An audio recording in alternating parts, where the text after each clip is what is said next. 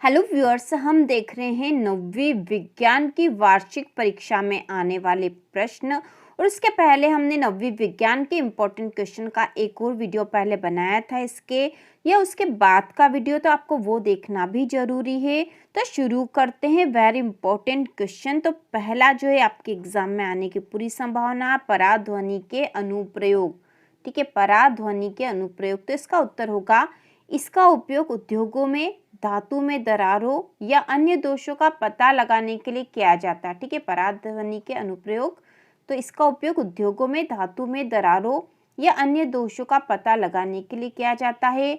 दूसरा है, यह उद्योगों में वस्तुओं के उन भागों को साफ करने में उपयोग की जाती है जिन तक पहुंचना कठिन होता है, जैसे विषम आकार की मशीन, सर्पिलाकार नली आदि।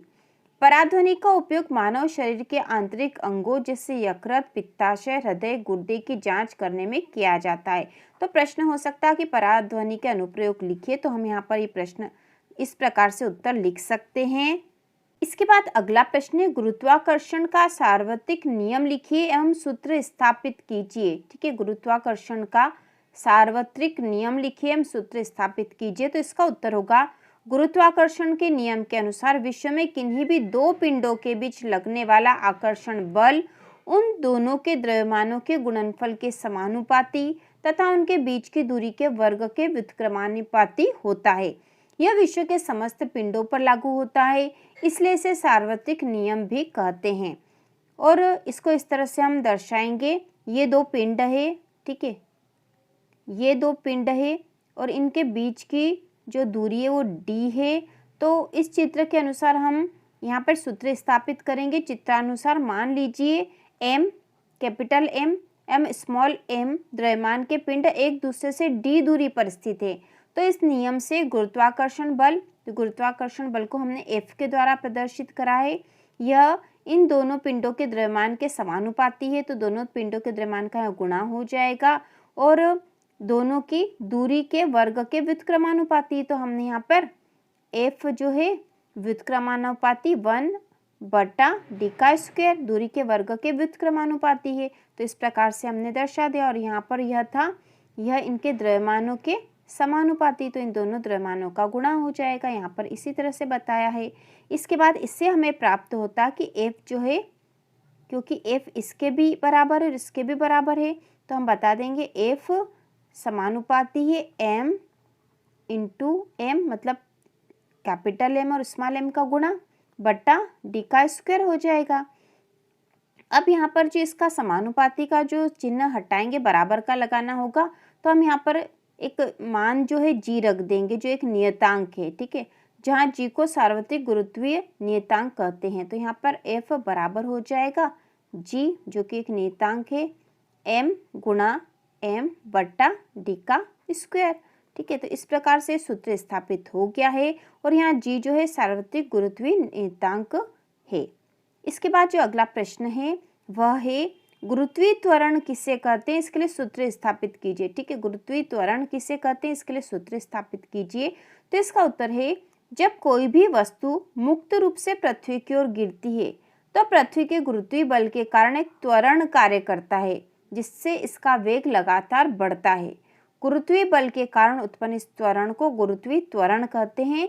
इसे g से प्रदर्शित करते हैं। सूत्र स्थापन, किसी m द्रव्यमान की वस्तु पर गुरुत्वीय त्वरण g के कारण गुरुत्वीय बल F बराबर हो जाएगा mg। आगे है, पृथ्वी का द्रव्यमान m हो तो तथा पृथ्वी के केंद्र से इसकी दूरी d हो तो गुरुत्वाकर्षण बल F बराबर हो जाएगा g m गुणा m बटा d का स्क्वायर। यह सूत्र नंबर 2 हो गया, समीकरण 2 हो गया। अब समीकरण 1 व 2 से हो जाएगा mg बराबर है g m गुणा m बटा d का स्क्वायर। अब g बराबर हो जाएगा g और कैपिटल M बटा d स्क्वायर। तो यहाँ पे g बराबर करा तो यह, ठीक है, अब यहाँ पे हम यदि g बराबर करते हैं इस सूत्र के बाद g बराबर, तो यहाँ g तो था ही सही, ये m है और ये कैपिटल M था बटा d का स्क्वायर। और ये वाला जो m इस तरफ जाएगा तो ये बट्टे में आ गया था, इस m से एक m कट गया, तो यहाँ जो बचा है वो हो जाएगा g बराबर g m बटा d का स्क्वायर। इसके बाद है, पृथ्वी की सतह के निकट दूरी d की त्रिज्या r के लगभग बराबर होगी, पृथ्वी की त्रिज्या r के बराबर होगी, मतलब पृथ्वी की सतह के निकट दूरी जो d है पृथ्वी की त्रिज्या r के लगभग बराबर होगी। अतः तो d की जगह हमने r रख दिया क्योंकि d और r लगभग बराबर होंगे मान लिया। तो इस प्रकार ये सूत्र बनेगा g बराबर gm बट्टा r स्क्वायर। इसके बाद अगला प्रश्न है द्रव्यमान और भार में अंतर स्पष्ट कीजिए। ठीक है, द्रव्यमान और भार में अंतर, तो इसका उत्तर होगा द्रव्यमान किसी वस्तु का द्रव्यमान उसके जड़त्व की माप होता है। वस्तु का द्रव्यमान उसमें उपस्थित पदार्थ की मात्रा पर निर्भर करता है। किसी वस्तु का द्रव्यमान स्थिर रहता है चाहे वस्तु विश्व में कहीं भी हो। इसी प्रकार भार में है किसी वस्तु का भार वह बल है जिससे पृथ्वी उसे अपनी ओर आकर्षित करती है। वस्तु का भार द्रव्यमान एवं गुरुत्वीय त्वरण के गुणनफल के बराबर होता है। इसका मान गुरुत्वीय त्वरण पर निर्भर करता है। अलग अलग स्थानों पर इसका मान अलग अलग हो सकता है। ठीक है, द्रव्यमान हमेशा एक समान रहता है जबकि भार अलग अलग स्थानों पर अलग अलग हो सकता है। इसके बाद अगला प्रश्न है एक बैटरी बल्ब जलाती इस प्रक्रम में होने वाले ऊर्जा परिवर्तनों का वर्णन कीजिए।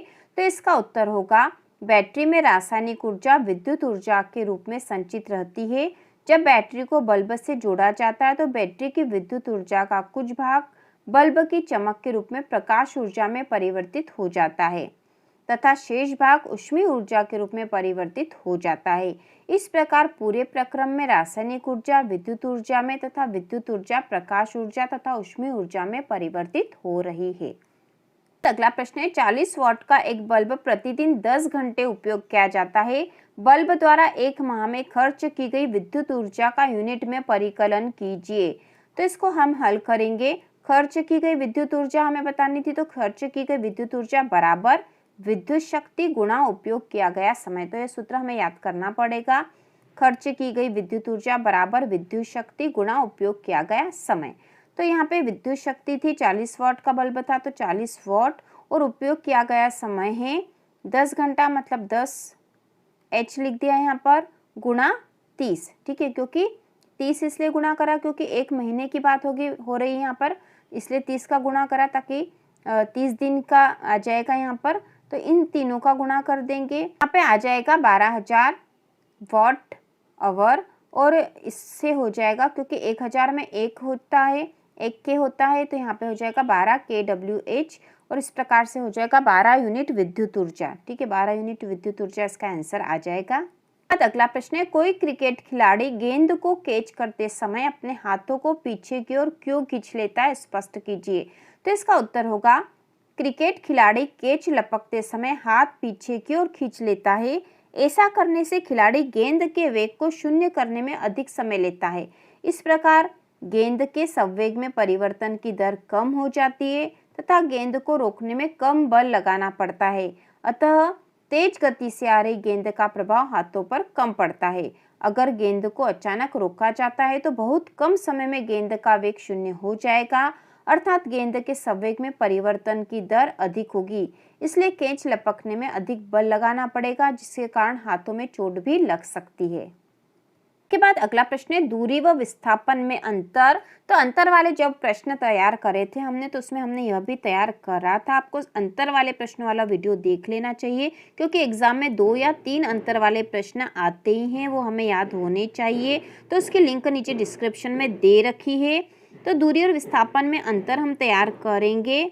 तो पहला अंतर है वस्तु द्वारा चले गए मार्ग की लंबाई दूरी कहलाती है। ठीक है, वस्तु द्वारा चले गए मार्ग की लंबाई दूरी कहलाती है, जबकि विस्थापन में लिखेंगे वस्तु की आरंभिक एवं अंतिम स्थिति के बीच न्यूनतम दूरी को विस्थापन कहते हैं। इसके बाद दूसरा है इसका मान सदैव धनात्मक होता है। ठीक है, दूरी का मान सदैव धनात्मक होता है, जबकि विस्थापन में इसका मान धनात्मक, ऋणात्मक या शून्य कुछ भी हो सकता है। अगला अंतर है यह अदिश राशि है जबकि विस्थापन सदिश राशि है। इसके बाद अगला है दूरी का विस्थापन के बराबर या अधिक होता है। ठीक है, दूरी विस्थापन के बराबर या अधिक होती है जबकि विस्थापन का मान दूरी से कम या बराबर होता है। ठीक है, दूरी का जो है यहाँ पे आएगा मान, दूरी का मान विस्थापन के बराबर या अधिक होता है जबकि विस्थापन का मान दूरी से कम या बराबर होता है। अगला प्रश्न है पौधों में एपिडर्मिस की भूमिका समझाइए। ठीक है, पौधों में एपिडर्मिस की भूमिका समझाइए। तो यहाँ पर हम उत्तर लिखेंगे पौधों की संपूर्ण बाहरी सतह एपिडर्मिस से ढकी रहती है।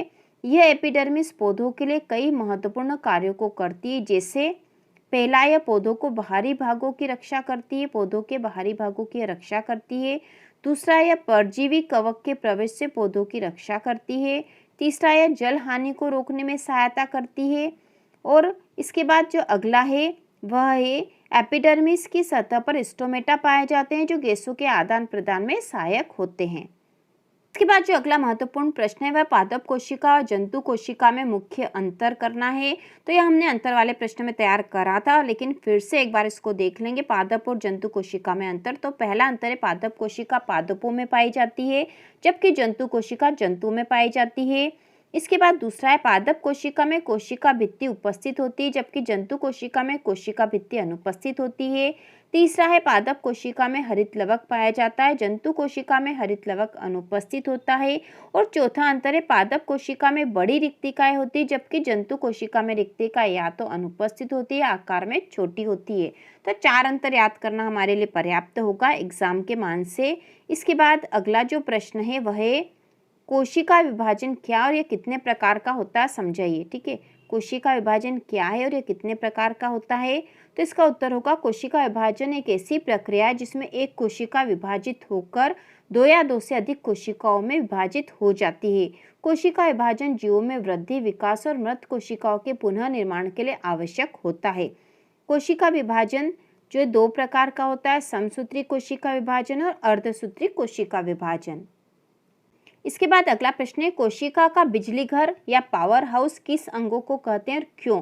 तो इसका उत्तर होगा माइटोकॉन्ड्रिया। ठीक है, कोशिका का बिजली घर माइटोकॉन्ड्रिया को कहा जाता है। माइटोकॉन्ड्रिया के अंदर उपस्थित एटीपी एडिनोसिन ट्राइफॉस्फेट जीवन के लिए आवश्यक विभिन्न जैव रासायनिक क्रियाओं को संपन्न करने के लिए ऊर्जा प्रदान करने का काम करता है, इसलिए माइटोकॉन्ड्रिया को कोशिका का बिजली घर कहा जाता है।